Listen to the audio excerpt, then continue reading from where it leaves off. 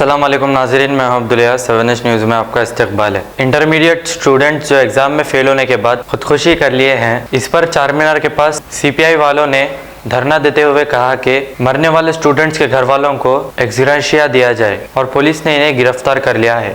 आइए देखते हैं ये रिपोर्ट।